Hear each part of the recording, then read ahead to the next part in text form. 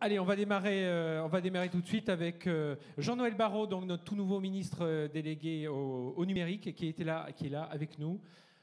Monsieur le ministre, voilà, on peut applaudir. Voilà, je vous cède le pupitre. Alors, comme vous le souhaitez, soit là, soit avec un micro, comme vous le souhaitez.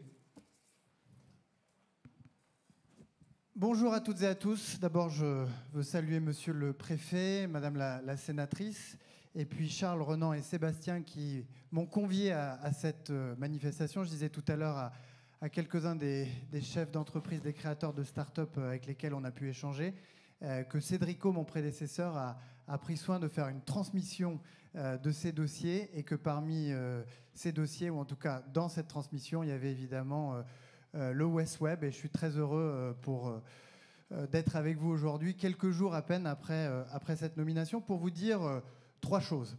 D'abord, pour vous dire que je suis très heureux de voir avec ce festival un écosystème aussi vibrant et qui nous rappelle à quel point la France a changé grâce aux startups, grâce à la French Tech, grâce à tout ce que vous portez et qui nous ont permis de passer à l'échelle et de faire en sorte que dans tous les territoires de France, eh bien, émergent des futurs champions et parfois même des déjà champions qui développent des solutions innovantes à tous les problèmes que peuvent rencontrer à la fois les particuliers et les entreprises.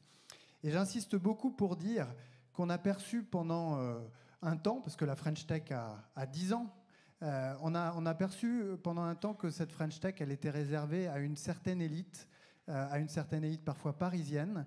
Et je crois que ce que vous faites ici, avec le West Web Festival, c'est démontrer l'inverse, que l'innovation, que la French Tech, ça appartient à tous les territoires et que ça appartient à tous les Français. Et je pense que ça, c'est absolument indispensable parce que, comme vous le savez, nous menons, avec Emmanuel Macron, avec le gouvernement depuis 5 ans, une politique très volontariste de soutien à nos écosystèmes. Et pour que cela continue, pour que cela soit durable, il faut impérativement que tous les Français, dans tous les territoires, soient bien convaincus que cette stratégie est la bonne. Et ce que vous faites, c'est que vous donnez à voir dans l'Ouest tous les mérites et toutes les solutions que les entreprises peuvent concevoir pour faciliter la vie de toutes et tous au quotidien. Et donc, je veux vous remercier pour cela, organisateurs du festival, participants au festival, créateurs d'entreprises, etc. C'est le premier message que je voulais vous livrer. Le deuxième message, c'est pour vous dire que, comme Cédrico l'a fait avant moi, nous allons continuer à soutenir l'innovation, la création d'entreprises et nos écosystèmes, y compris dans cette période, on en parlait à l'instant, où on va rencontrer quelques turbulences. Vous dire qu'on va continuer cette politique parce qu'elle a produit des effets. Aujourd'hui, la French Tech, c'est 500 000 emplois dans notre pays. C'est un nombre d'emplois qui progresse de 20% par an. Donc c'est un véritable succès économique. C'est un succès territorial, je le disais à l'instant. Et nous allons continuer dans cette direction-là. Vous le savez, nous venons de lancer 2 programmes d'accompagnement des startups dans 2 dimensions qui sont prioritaires pour nous. La transition écologique, avec le label French Tech Green 20, et puis un deuxième label dont nous avons présenté les 22 premiers lauréats cette semaine à Toulouse, qui est le label French Tech Agri 20, avec notamment des entreprises bretonnes, puisque dans le Green 20, vous avez Eolink, et puis dans l'Agri 20, vous avez Gaiago et Agriloops, qui développent pour l'agriculture des solutions qui nous permettent d'envisager une souveraineté agricole et donc une souveraineté alimentaire à terme. Nous allons continuer à vous soutenir à travers les programmes de la French Tech, mais aussi par le financement, évidemment. On en a là aussi parlé il y a quelques instants avec le petit panel avec lequel nous avons échangé. Les financements, c'est dans certaines verticales et à certains moments du cycle de vie des trous, en tout cas des difficultés plus prononcées que dans d'autres, et on va y veiller. Et puis c'est aussi le financement de nos scale-up, c'est-à-dire la capacité que nous avons pour les entreprises qui ont grandi suffisamment pour aller chercher des tours à plusieurs centaines de millions d'euros, de le faire en France avec des fonds français. Et pour vous donner une illustration, nous, sous la présidence française de l'Union européenne, c'est-à-dire dans les 6 mois qui viennent de s'écouler, le président de la République a initié ce que l'on appelle Scale Up Europe, qui est un fonds de fonds qui va injecter dans des fonds de capital risque, des fonds de VC, suffisamment de moyens pour qu'ils puissent participer à des levées de plusieurs centaines de millions d'euros pour accompagner le développement de nos licornes, de nos décacornes, etc. Donc comptez sur nous pour continuer à vous accompagner, comme ça a été fait par le passé, avec une vigilance particulière dans les turbulences que nous allons traverser. Ça, c'est le deuxième message que je voulais vous passer. Nous serons à vos côtés. Et puis le troisième message que je voulais vous passer, c'est que nous avons besoin de vous. Nous avons besoin de vous, pas seulement pour créer des emplois, comme vous le faites, pour faire de l'innovation, mais aussi parce que nous engageons des transitions très importantes et que nous voulons les réussir, et que pour les réussir, nous allons avoir besoin de vous. Il y a quelques instants, on parlait de diversité et de parité. Il y a des travaux qui ont été menés au sein de l'écosystème, et on va les poursuivre, et on va faire en sorte que d'ici quelques années, on ait 50% de créatrices, de founders d'entreprises qui soient des femmes. Le QI est équitablement réparti entre les hommes et les femmes, donc il n'y a que des mauvaises raisons pour ne pas avoir 50% de créatrices et 50% de créateurs. Ça, c'est l'une des transitions qu'il faut qu'on réussisse. La deuxième transition qu'il faut qu'on réussisse, c'est évidemment la transition écologique. Alors, c'est une transition qui est très difficile à réussir. On ne va pas y arriver dès demain, mais vous avez sans doute entendu l'appel du président de la République hier, lors du 14 juillet, qui dit qu'avec la guerre aux frontières de l'Europe, avec les conséquences que cela va avoir sur les approvisionnements en gaz de l'Union européenne, nous avons toutes et tous à trouver les moyens d'engager une forme de sobriété, que nous soyons particuliers, que nous soyons entreprises, que nous soyons administrations, et Bercy la première, puisque Bercy a déjà engagé un programme qui s'appelle Bercy Vert et qui va s'accélérer pour réduire très rapidement de 10% son empreinte, sa consommation énergétique.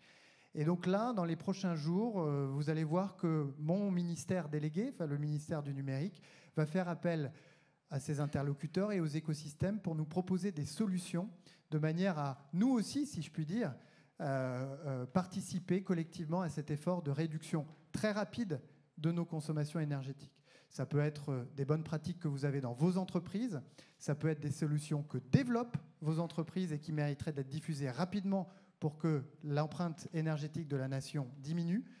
Bref, on va faire appel à vous et j'espère que vous pourrez être au rendez-vous. Voilà les 3 messages que je voulais vous passer. Je ne vais pas être beaucoup plus long. J'ai déjà dépassé les temps impartis pour un pitch dans un exercice comme celui-ci.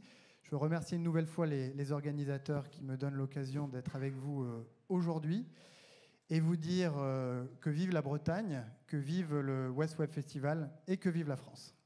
Merci Jean-Alban. Juste une question justement pour parler des territoires. Vous aviez été chargé l'an passé d'une mission par Jean Castex pour travailler sur comment faire rebondir les territoires par rapport à leur crise. En quoi le numérique peut aider justement ces territoires, alors que ce soit la Bretagne ou d'autres territoires, et qu'est-ce que vous comptez faire pour pousser ces territoires, que ce soit les collectivités, que ce soit aussi les PME, les ETI, on a parlé des startups là, mais pour les pousser un peu plus en avant vers le numérique? Je vais vous répondre avec 2 exemples qui m'ont beaucoup frappé. L'année dernière, donc au début 2021, Jean Castex, alors Premier ministre, m'a confié une mission, celle d'évaluer l'impact de la crise et le déploiement du plan de relance au niveau territorial. Pourquoi se poser la question comme ça? Parce que la crise de la Covid, on l'a beaucoup regardée sous l'angle sectoriel. Il y avait les restaurants qui étaient fermés, il y avait l'aéronautique qui allait mal et le tourisme aussi parce qu'on ne pouvait plus prendre l'avion et que les frontières étaient fermées, etc. Mais on ne se posait pas vraiment la question sous l'angle territorial. Est-ce qu'il y a des territoires qui sont plus exposés que d'autres? Est-ce qu'il y a des entreprises qui vont souffrir, non pas parce qu'elles sont fermées administrativement, mais parce qu'elles sont dans un territoire qui va souffrir plus que les autres? Et donc j'ai engagé effectivement un petit tour de l'ensemble des régions dans notre pays. On a plutôt ciblé des départements qui étaient fragiles avant la crise et qui risquaient, du fait de la présence d'un bout d'aéronautique ou d'automobile, bref, d'industries impactées par la crise, d'être fragilisé un peu plus. Alors, en Bretagne, il se trouve que vous avez une région qui est très dynamique économiquement. Donc, c'est dans le Morbihan que nous sommes allés. Pourquoi le Morbihan? Parce que, en gros, les 4 départements vont plutôt bien, mais le Morbihan avait l'air d'être un peu plus exposé, en tout cas à la baisse du tourisme, et c'est là que nous sommes allés. Mais ce n'est pas du Morbihan que je veux vous parler. C'est de 2 autres expériences qui m'ont profondément marqué. La première, c'est celle de Vierzon. Vierzon, c'est le département du Cher, donc c'était mon choix de déplacement dans la région Centre-Val de Loire. Vierzon a été une grande capitale industrielle. C'était le siège de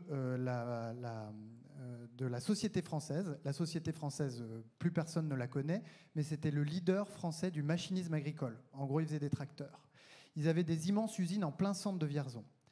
Et en 1995, ils ont fermé leurs portes et ils ont laissé en plein centre de Vierzon une immense friche industrielle à l'abandon. Je suis sûr que les uns et les autres, vous avez déjà vu ces très très grands bâtiments industriels dont les vitres se fendillent et puis éclatent, et puis des bâtiments complètement abandonnés qui sont squattés, etc. Donc Vierzon, ville moyenne typique, victime de la désindustrialisation. Et puis qu'est-ce qui s'est passé à Vierzon? Qui est arrivé à Vierzon? Ledger.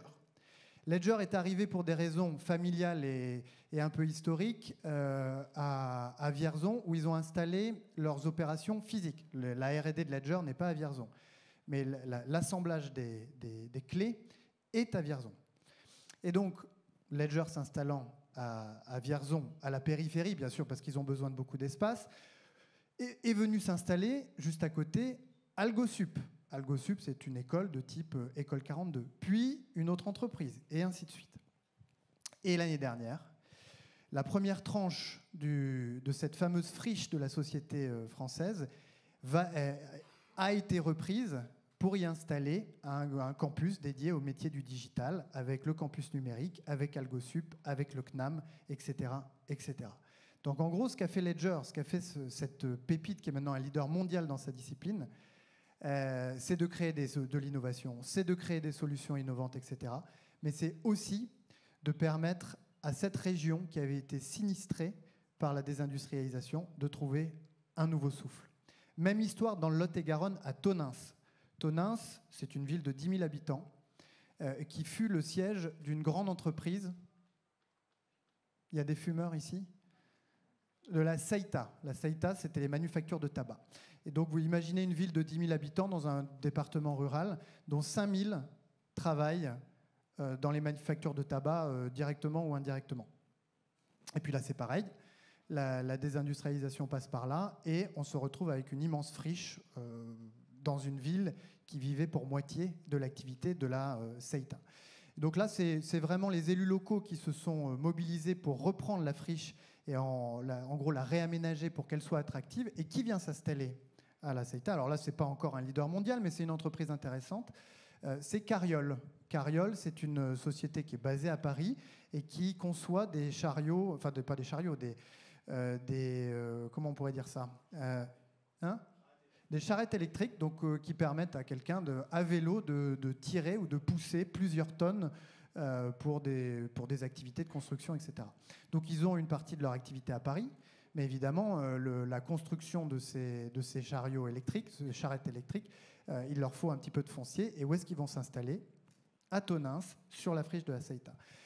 Ce que font nos entreprises, c'est non seulement nos entreprises innovantes, c'est non seulement de créer des emplois et d'améliorer le PIB de la France, véritablement, mais c'est aussi de redonner de l'oxygène, de donner un nouvel élan et de nouvelles perspectives à des territoires qui jusqu'à présent étaient complètement abandonnés. Et c'est pour ça que je pense que ce que vous faites, ce que nous faisons ensemble, eh bien, c'est de nature à réconcilier, à réduire certaines des fractures qui s'étaient installées, qui s'étaient creusées dans notre pays. C'est la raison pour laquelle je suis très heureux d'être avec vous. C'est une des raisons pour lesquelles je suis très heureux d'être avec vous aujourd'hui. C'est aussi parce que j'étais jamais allé aux Vieilles Charrues. Eh bien, merci. On va passer. Merci pour ces exemples. On peut vous applaudir, Monsieur le Ministre.